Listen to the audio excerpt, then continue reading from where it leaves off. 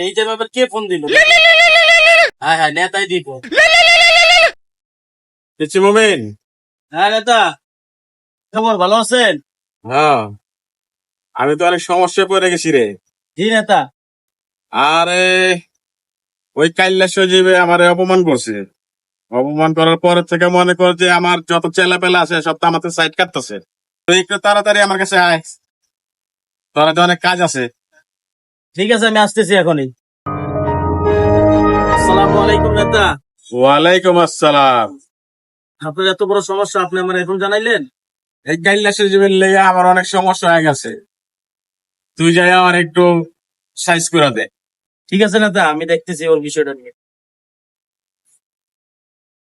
এই সঞ্জয়, ওই দিন তো আমারে আর নেতারে খুব অপমান করলি।